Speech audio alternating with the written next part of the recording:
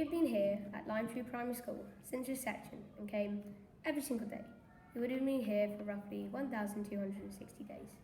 When you take away that you could have been around for 7,560 lessons, then ask yourself this: what have you learned? It could be that you learnt how that you knew you would need to put a question mark at the end of the question I just said. It could be that you learned how to write. It could be how to sound out words, add numbers, multiply, divide, subtract, kick a ball, hit a ball with a tennis racket. It could be that all you wanted to do was write a story, but this school turned it into something else you hadn't thought of before that made it better. However, what I would take away from school would be how to live your life properly.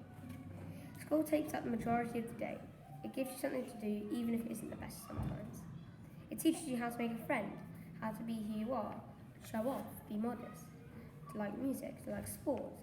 It teaches you how to respect your friends, how to respect others around you, but most importantly, how to respect yourself. In most of our views, school is boring and only teaches you how to do things you already know.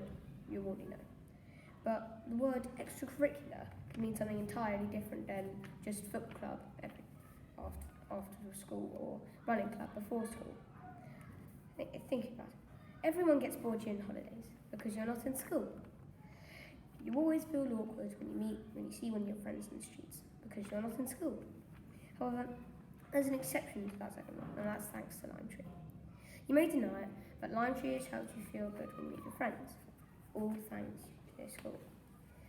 Anyone who doesn't have at least a lump in their throat at the end of the day will clearly not have used their time at school in at least a remotely good way.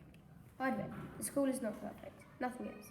It's not always good, and I'm sure embarrassing moments that have happened to you are going through your head right now as you see this. But anyway, what actually happened in my time at Lime Tree? Not everybody has the same memories, but I'll tell you mine as I know I'll regret it if I don't. The first one is all the way back in year 1, where at the end of break, teachers would shout, "Freeze!" and everybody would stop exactly where they were, whether they were running, hopping, doing hopstart, playing football, whatever. Then they would laugh about it, and then watch that rogue person still running about, screaming things only Earth would understand. We all did it, to be honest. The other thing you get in good old year 1 was afternoon break. It was the best. The lunchtime at 11:30, and you just get full afternoon.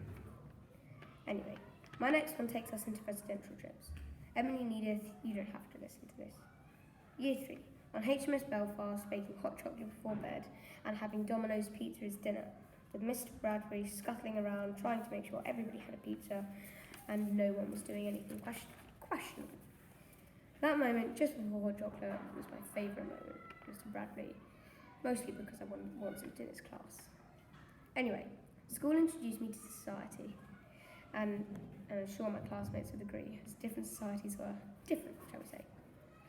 Such as Gilwell Park, year 4. Breakfast was the best, with the hash browns, sausages, baked beans, yogurt and cereal. I also went on my first 3D swing and went on an obstacle course with a ladder. Nobody could get up. I remember someone came in my group. I can't remember who. Could even have been me. Anyway, they tried something different. They used a different hold around the tree, which brought them up through the rest of the course. The message I got from that was if you try something different, that tree won't be a problem. Something I know I will use in the future. Year 4, my favourite year and held my favourite residential.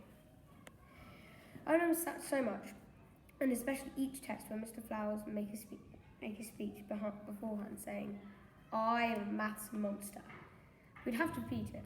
We felt stupid, and it probably looked stupid, but eventually it took away the nerves from starting the test. Now I'll change my voice to Travis's speech, all about disappointments and setbacks. Don't worry, Aves is happy. Smile!